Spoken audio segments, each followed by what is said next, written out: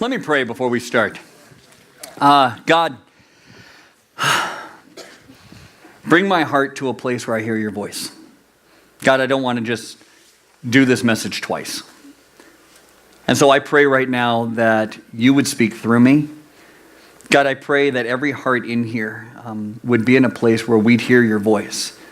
God, that you would take us past youth group, you'd take us past what we're feeling or what mood we're in, God, and we want to know you. And so I pray that you would go beyond our expectations and that you would bring life to us, that you would speak truth to our hearts. In Jesus' name, amen. So last week we started this series called Touch ID, where we're talking about how we allow the Holy Spirit to unlock our true identity. Because there is so much in our culture that tries to define us, right? And we talked about it last week where the labels that culture puts on you and every one of us would fit into some label that the people at your school have put you. The labels are culture's fingerprint on you. The fingerprint that culture tries to put on you. Oh, well, you're cool. You're hip. You're a jock. You're a nerd. You're a dork. You're a band geek. You're a drama queen. You're whatever it may be. Okay? And we have this opportunity to go, all right, am I going to allow that label to define me? Am I going to allow that label to be my identity? To be the way that I approach life, the way that I approach conversation, and the way that I approach relationships? And each one of us, with whatever fingerprint has been put on you, it affects your relationship in some way. And I'm not just talking about boyfriends and girlfriends, although that's part of it. I'm talking about people on your team, people at your school, people in your classes, friends you hang out with, people that you hang out with that you're not really friends with, but you're around them and you're exposed to them. What is the fingerprint that's being put on you? And then you come to church and you hear about Jesus and you hear about how you are a masterpiece and it should cause us to wrestle with, well then, all right, if I'm not supposed to let culture's fingerprint define who I am and be my identity, well, what kind of identity am I supposed to have? Well, one that's surrendered to Christ. And we looked at some of these verses. This means that anyone who belongs to Christ has become a new person. The old life is gone. A new life has begun. You guys, for some of you, this needs to happen now. You've been trying your hardest. You've given it a good effort. And I mean, it's authentic. You're really trying to do your best. And it's not good enough. You're trying to be smart enough. You're trying to be pretty enough. You're trying to be talented enough. You're trying to be what your parents want you to be. You're trying to be what your friends want you to be. You're trying to be likable enough to get a boyfriend, likable enough to get a girlfriend. And you're doing your best. And you're trying to live with this culture's fingerprint saying, this is who you've got to be. This is what a real man is. This is what a lady is. If you want to be popular, this is how you want to be. And it's all these fingerprints that culture's trying to put on you. Anyone who belongs to Christ has become a new person. The old life is gone and a new life has begun. He said it to the Galatians like this: my old self has been crucified with Christ. It's no longer I who live, but Christ lives in me. It can't be about you trying hard. And some of you, you're trying hard. You're giving it your best. Nobody's going to criticize you for not trying to be who you want to be. So I live in this earthly body, trusting in the Son of God, who loved me and gave himself for me. Do you trust in that? Is that the fingerprint that's on your life? Or is the fingerprint, if I'm just a little more talented, if I'm a little cuter, if I'm strong enough, if I make the team, if I get a girl, what's your fingerprint? But the truth from God is this: you're his masterpiece. Ladies, we gave you those flowers tonight. It's not our opinion of you. We're not just trying to encourage you. We're not just trying to say, hey, you got this. You're a masterpiece. This is God's truth about you. You are enough. You are a priceless work of God. And guys, we didn't give you flowers, but so are you. That is the fingerprint that God wants you to live out. That's what he wants you to go to school with. That's what he wants to go on your sports teams with. That's what he wants you to walk away from a failed audition with. That's what he wants to put on your life, saying, hey, you, masterpiece, exactly who I've created you to be. You are enough.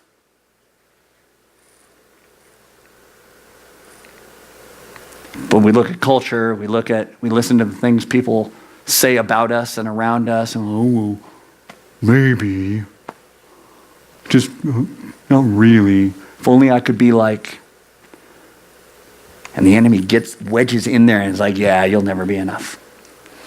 We are God's masterpiece. He's created us anew, not because you've tried hard enough, but in Christ Jesus.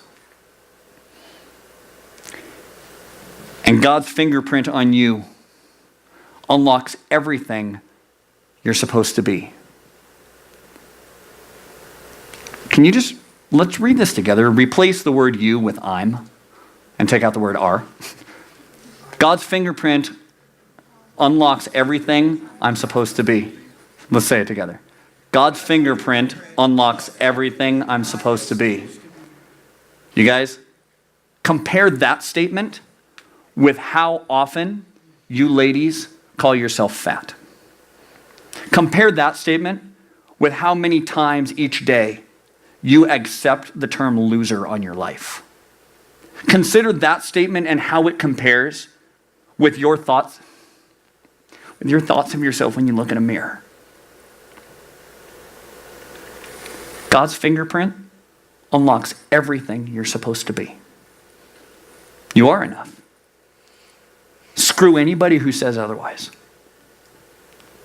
Reject it out of hand. It's a lie from the pit of hell. You are enough. Guys, you are enough. You are man enough. Ladies, you are acceptable. You are lovable. But what fingerprint have you taken on your life? What have you listened to? And you said, yeah, that identifies me. That's me. Yeah. Because God says you're a masterpiece. God says, I made you. I have a plan for you. And oh, man, watch this. What if we went into each day like that? Yeah, people are going to call you names. Yeah, you're going to fail. Yeah, you're not going to make the team. You're not going to get the solo. You're not going to get the girl. You're not going to get the guy. You're not, whatever. Okay. Those things hurt.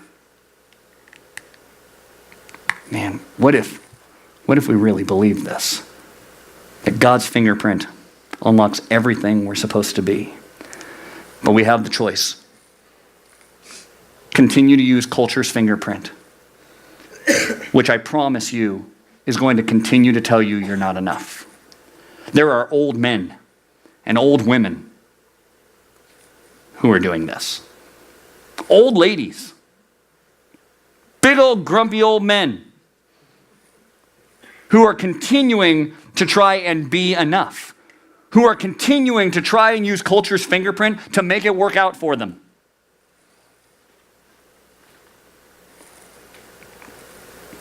Or we have the choice to allow God's fingerprint to unlock everything you are designed to be. You guys, this is not a pep talk. This is not a positive, thinking workshop where I'm just trying to tell you, oh, you're good enough. You're not good enough without Jesus. He makes you good enough. He has made you good enough. Will you let him? But whatever fingerprint you allow to be your identity is going to impact your actions. It's going to influence where you go. It's going to influence what you do. It's going to influence what you accept as truth. It's going to influence what you justify and give you reasons why, oh, well, this isn't any big deal. Oh, I should be allowed to do this. Oh, this feels good, so I'm just going to... It's going to impact all of that depending on the identity that you take on, depending on the fingerprint that you allow to define you. And we have the choice. Because culture is going to be relentless on trying to put its fingerprint on you. And you will always come up short. There will not be a day you arrive. God says, you're my masterpiece. Yeah, you didn't make the team. Guess what? I love you the same. Yeah, you don't look like that girl over there. Good, I didn't make you like that girl over there. Well, you don't have that talent like that guy over there does. It's a good thing. You got your own set of talents. If you try and be like the two of you, that'd be a mess. What will you allow to be the fingerprint that defines you? Because based on that fingerprint, it's going to impact what you do. Where you allow your mind to go, where you allow your heart to go, the things that you lay in bed and you consider for yourself, is going to influence your actions. Maybe not all at once. You may not go from 0 to 100 with culture's fingerprints. Like all of a sudden you wake up in the morning and you're just extreme in this area. But as you allow that to settle in, as you allow that fingerprint to define you, you'll begin to act on it. You'll begin to see it in your life. You'll begin to hear it in the things you say. You'll begin to experience it in the ways that you view people, how you treat people, how you accept people, what you look for in people. And it's going to infiltrate your relationships, the relationships that you pursue, whether it's a dating relationship or a friendship, the crowd that you hang out with, you're going to begin to see it play out, depending on the fingerprint that you allow to define you. And where we let our heart and mind and heart and bodies go, it's going to impact our actions. Philippians 4:8, we looked at this just a couple weeks ago. Fix your thoughts on what is true, honorable, right, pure, lovely, admirable. Think about things that are excellent and worthy of praise. Then the God of peace will be with you. What are you playing over and over in your head? Stuff that's good, honorable, praiseworthy? Or is it the stuff that the world says about you? You're not enough. You're a failure. You're a loser. God says, if you want peace in your heart, this is where your heart, this is where your mind needs to be. And when we stray from that and we allow our heart and our mind to go all these other places, this is when we allow the fingerprint of the world to identify us and to be how we live. And this is what goes into our relationships. And I'm not just talking about boyfriend-girlfriend relationships, although that is certainly a part of this, especially as you walk into high school. And into this age where you're going, okay, I'm beginning to notice some other people. And your fingerprint, the fingerprint that you allow to identify you, is going to step out into those relationships. So think about this. What is putting its fingerprints on your relationship? What are the things in your life that you're allowing to speak in? Maybe it's things like media. Media says this: whatever looks good, feels good, sounds good, what? Is good. Looks good. Sounds good. Feels good. All right. It's good. Fingerprint. And we start to believe that. So in our relationships, we start to look for things that look good, feel good, sound good, and we check it off, and we're like, yep, all right, good, must be good. This is what we see in culture through media all the time. Friends or people you hang out with say, well, if you want to fit in with us, fingerprint. And we begin to let that identify us. We begin to let that be the reason we act a certain way. Well, I want to fit in. I want to be accepted. Our body, our physical body, tries to get us to rationalize, well, if it feels good, how could it be bad? Something that, I enjoy the way this person makes me feel, or I enjoy how this action makes me feel. And we start to convince ourselves that, well, how could it be bad? How could something that feels good be bad? Then our heart, our emotional heart, says, look, follow me. I know best. I know what you need. So people go into relationships believing these things. Believing that, okay, well, if it looks good, feels good, sounds good, it'll be good. If anything feels good, well then, how could it be bad? And if I want to fit in with all these people, I better do these things. And, my heart, I'm just following my heart. And this is the fingerprint of culture. This is the relational fingerprint that is so easy to give into. And this leads people to rely on these fingerprints for happiness, contentment, and some of you know exactly what I'm talking about. I think all of us, in some way in your life, you know exactly what I'm talking about. You've come to rely on this. Well, I need to feel good in order to be happy. I need to feel loved in order to have peace. I need to know that somebody cares about me in order to feel valuable. And you're depending on these fingerprints.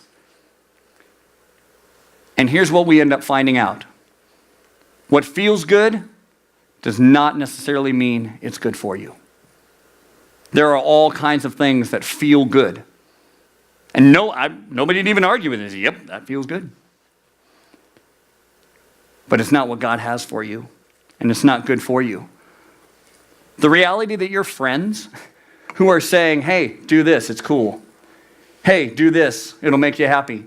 Hey, do this, it'll make you popular. The truth of it is, your friends aren't any happier than you are. Your friends don't have this secret source of happiness that nobody's told you about.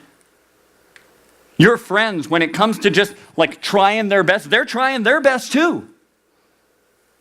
Some of you are talking your friends into trying their best. And the reality is, your friends aren't any happier than you are when they're trying to do it on their own. The reality that what feels good does not necessarily mean it's going to bring life into your relationships. It's not the magic bullet. It's not what is going to set you free.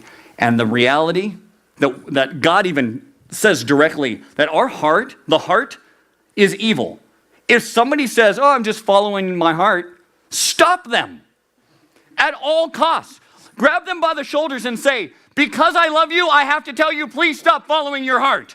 Your heart is going to kill you. Your heart is not going to lead you to happiness. Your heart is evil. I love you. Right? Stop them. If you're here tonight and you're just like, yeah, I'm with this guy because my heart just led me there. Run away. Dump the guy tonight. Your heart is not what we should be following. Our heart is broken. This is why we need Jesus. This is why we need the grace of God in our life to come alongside us and to lead us and to guide us, because we cannot trust our heart. Your heart, your emotional heart, is going to lead you to what feels good. Your emotional heart is going to lead you to the fingerprint of culture that says this is who you need to be, this is what is okay to do, this is what you're going to need in order to feel love and accept love and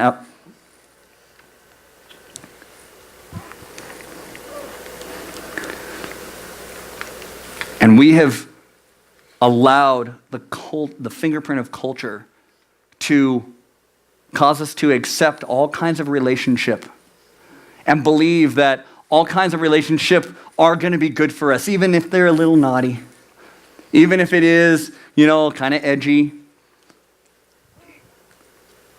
And we see this all the time in harmless movies. I was watching a movie, rated G, okay? It was rated G. So, like general audiences, like a 5-year-old should be able to watch this movie. And a 5-year-old wouldn't catch this, but I caught it. Always thinking. The movie's The Santa Claus. Now, I love Tim Allen. I think he's really funny. The movie is a very creative and funny movie, and you can sit through it and you can be like, all right, and not be offended at all. But let me just give you an understanding of how culture's fingerprint gets put on us in really innocent ways. So there's a scene where he's Santa Claus. He's accepted the role of Santa Claus, and he's gaining weight, and he's got a big beard, and he's walking down the street, and he's supposed to decide or discover or pronounce who's naughty and who's nice. And he's walking down the street, and this kid rides by his garden, and he's like, Timmy, nice. Okay, Tommy, naughty, because Tommy said, or whatever. And he's like, Tommy, naughty. This lady walks by. He's like, Veronica, very nice. It's funny, it's rated G. Have you guys been paying attention to the news about all these Hollywood people and what they're being accused of? All this sexual misconduct, all these things, sexual harassment, these people. Now, why are we surprised? I'm not saying it's justified at all. It's not justified. We should be very offended that men would treat women this way. But guess what? We should have been offended way back here. We should have been offended with Veronica. Very nice. Culture's fingerprint. It says laugh it off. Culture's fingerprint says, oh man, the show Friends is hysterical. The things that these people get into and the problems and the funny discussions and things like that, while they're sleeping with each other, while they're watching porn, while they're joking about how many people they've had sex with, while they're, back to the, Chandler's so funny and Monica's so cute and You guys, this is how culture puts its fingerprint on us. And we start to accept all kinds of things. And then we end up in a place where we go, how did I get here? How did I end up in my relationships being okay with someone treating me this way? How did I ever, when did I start thinking that saying this to a person was acceptable? Man, I never thought that I'd go that far with a guy. I always thought that I'd be able to stop before I went too far with my girlfriend. How did I get there? Because the fingerprint of our culture so easily goes, hey, what feels good, do it. Follow your heart. It's all going to be okay. David was king. He had everything he wanted. He had everything under his power. And according to the book of 2 Samuel, it says it was springtime when the kings went out to war. Now, there were some practical implications of this. The kings in springtime went to war because the weather was finally good enough. The roads weren't going to be muddy and impassable. And so in the springtime was when the kings would lead their armies to war. Well, here's what happened on this spring. It was the springtime when kings usually go out to war. But this time, David stayed home. He sent his army. Hey guys, I'm gonna chill here. He sent his army and he stayed when he was supposed to go. He was in a place that he should not have been to start off with. God had a different direction for him. God said, you are supposed to go this way. You are supposed to lead your army. You're supposed to go out here. And instead, David stayed. So the first thing we need to understand and we need to implement in our lives is we need to be where God leads us. The relationships that you have in your life, are they where God has led you? Are you praying about it? And again, I'm not just talking about dating relationships. I'm talking about the people that you're around, that you allow to pour into your life. Are you surrendering that to God? Are you going, God, is this what you have for me? Because David, he was supposed to be somewhere else. And instead, he stayed. In your relationships, how surrendered are those to God?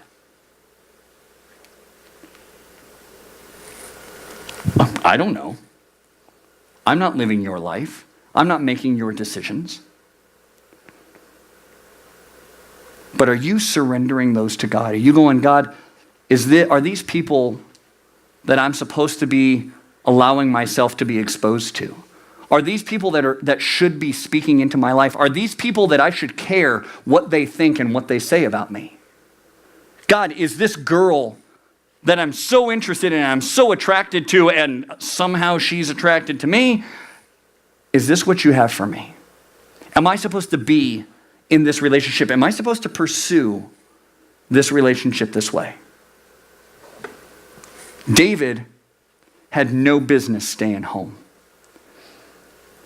In our lives, and guys, I've made these decisions too, in our lives, there are times where you look at the relationships that you're in and you have no business being in the relationship.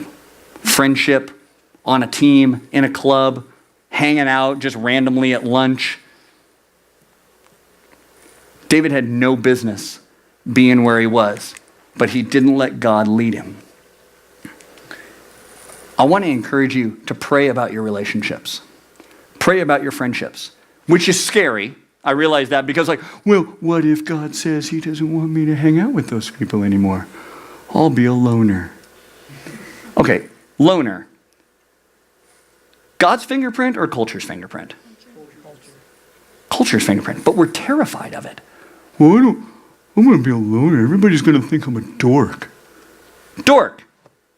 God's fingerprint or culture's fingerprint? But we're terrified of it. And that when we accept that fingerprint, it keeps us from going to God and going, God, what do you have for me? Do you want me hanging out with these people? Is this going to bring me the life that you want? Is this going to put me where I'm supposed to be? David had no business staying home, but he did.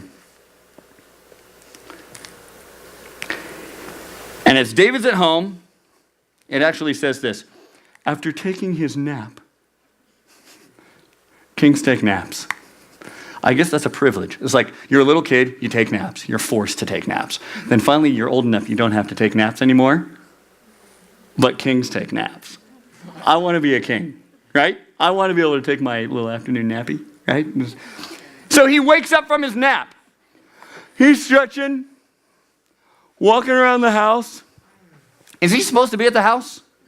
No, he's not supposed to be, but he's walking around the house. Now, if you've never been to the Middle East, it's hot, like really stinking hot. And you know where it's really hot in the Middle East?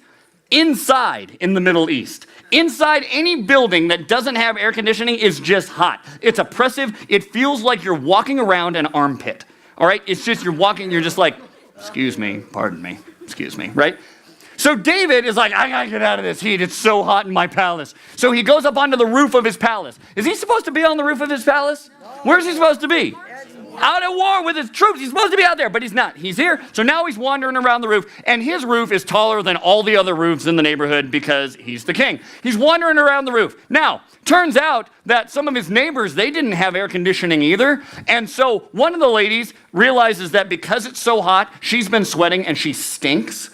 And so she decides to take a bath.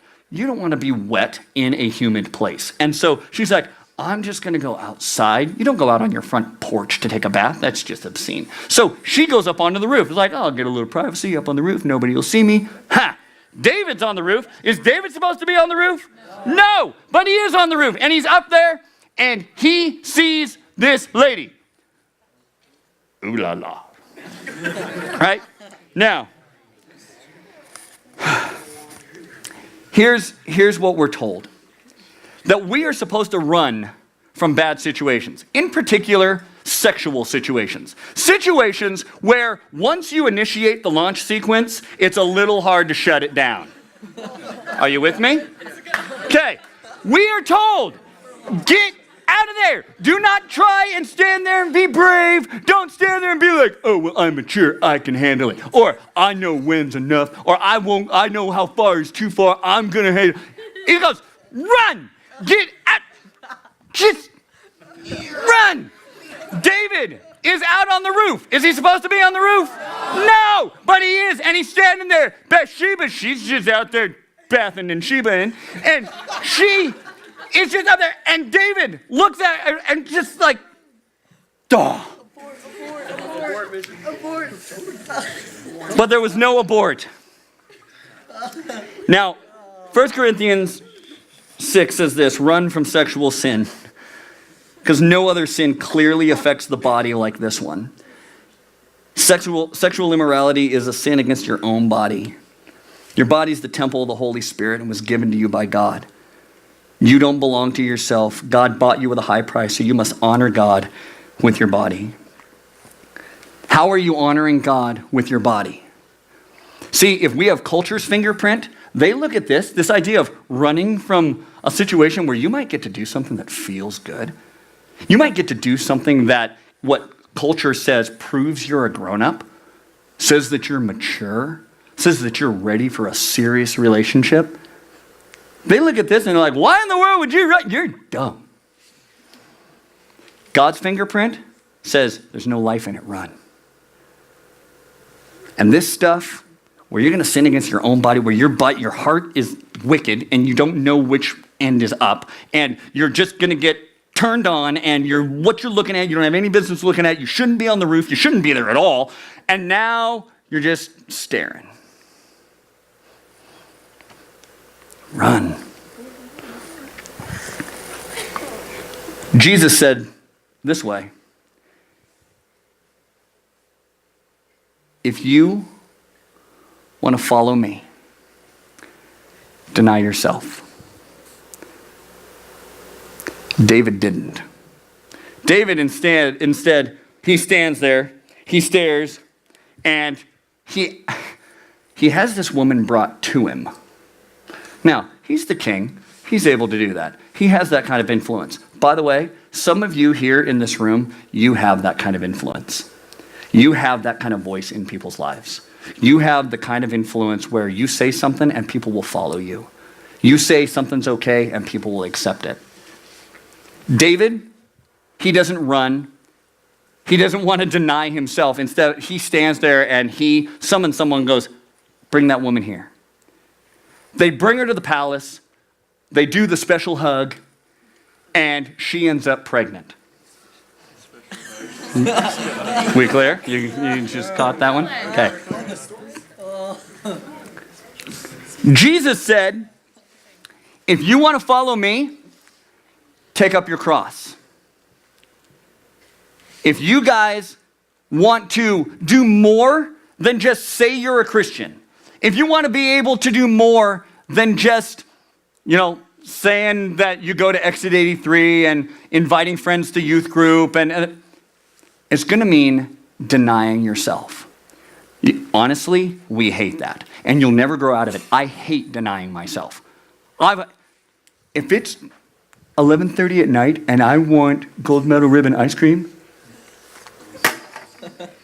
I'm going to Baskin Robbins and I'm getting double scoop, sugar cone. Why should I have to? Feels good, tastes good, is good, right? I don't want to deny myself. You guys, if we are going to follow Jesus, can you put your phone away, please? Thanks. If we're going to follow Jesus, it's going to mean denying ourselves, because our heart is going to lead us all kinds of places. Culture is going to say, yeah, your heart wants to go there? Go there. Do it. Whatever feels good. Sounds good, looks good, feels good, is good. Go. We're going to have to deny ourselves in our relationships, in the stuff we want. And you guys, think through again, what are the things that are putting its fingerprint on your life? Are you willing to deny yourself in the things you want to watch? In the things you want to look at on your phone or on the computer? In the things you want to do in your relationships? In the things you want to feel? Are you willing to deny yourself? Culture's fingerprint says, don't deny yourself. If it feels good, do it. God's fingerprint says, I have a design and a plan. I have called you away from certain things, and I have called you to other things. What fingerprint will you allow to identify you? So David and this lady, she ends up pregnant. And like most of us, when we get into a situation where we're going to have to suffer the consequences, he tries to get out of it. And in the meantime, he ends up making a real mess. He lies and deceives and cheats and murders. He ends up maneuvering so that this guy brings this guy home, gets him drunk, tries to get him to go sleep with his wife. He has so much integrity that even drunk, he won't go do what the men in his army are off. And that, well, they can't be home, so I'm not going to be home. And ultimately, David goes, well, I got to get out of this, and he has the guy killed. Now, we could look at that and we'd be like, oh, Jeff, come on, I'm not going to do that. No, okay. You're not going to go 0 to 100. But as we allow culture's fingerprint to define us, we find ourselves in these places of going, how did I end up going too far? How did I end up thinking that this action or this behavior or this language or this attitude was okay? I know it's not okay, but how did I get to a place where I've made it so it is? That's how we can know that we've accepted culture's fingerprint. And David, afraid of what the consequences were going to be, he runs from the truth. And running from failure never brings life, but confessing it brings healing. You guys, there's not a perfect person in this room. Not one of us could stand up here and be like, well, and here's how you don't have any of these problems. But what David did is what so many of us do, is when we screw up, we try and make it like we didn't screw up. When we're struggling with something, we'd rather just like, okay, I'm gonna do my best. I'm not gonna do that ever again. And we try and handle it on our own. Like, oh, why did I look at that again? Why did we go too far again? Why? And we refuse to confess. We refuse to acknowledge, I've got culture's fingerprint defining me. And I need God to redefine me.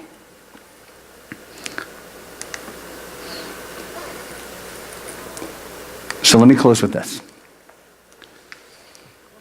In our relationships, if we have God defining our relationships, it's going to mean that we put all our relationships on the table for Him. It means we surrender all of them. We don't surrender. It's like, okay, all right, I'm gonna surrender my relationships to God. You know, I'm gonna pray. I'm gonna let my God have my friends. I'm gonna let God have my club team. I'm gonna let God have this. And that girl that I'm really into. I don't want God to do something crazy, like say I'm not supposed to date her. And so, I'll hang on to that. If we are seeking God's fingerprint, allowing God's fingerprint to identify us, it's going to mean that all of our relationships are surrendered to Him. All of them. And we aren't afraid that God's going to like say, no, not this, not now. Because if God is to say, not this, not now, we should be like, cool, good, that wasn't going to be good for me anyway. But culture's fingerprint is super temporary, where it says, hey, if it feels good now, sounds good now, looks good now, it's good now. Are you willing to surrender all your relationships to God? Every one of them. But what if God says, I can't hang out with that group of people anymore. They're fun. You're going to be a loner. Loner. Culture's fingerprint or God's fingerprint? Culture's fingerprint. Will you trust in your relationships? Will you trust that the Holy Spirit will unlock all that your relationships are supposed to be? You're settling for all kinds of other things. You're settling for much lesser relationships, superficial relationships, relationships that aren't bringing you life, and you're settling for it. You're going, oh, well, I guess this is the best I can do. No. Because if we're surrendering our relationships to God, the relationships that God leads us to are going to be unlocked by the power of the Holy Spirit, and it's going to bring life to us that you can't imagine. That's going to be impossible without the Holy Spirit. So while it seems scary, like, what if I pray and God says no? Do you trust that through God's no, through God's repositioning of you, that in that, the Holy Spirit is going to unlock relationships that are going to bring you life. So God, I pray right now for every person in this room, because each one of us have these opportunities where we can continue to accept culture's fingerprint or allow you to put your fingerprint on our relationships. And God, it is scary because we would rather be in control. But God, I pray that you would speak to every heart here. And whether it's a dating relationship or a friendship or a friend group or whatever it may be, God, that you would lead us.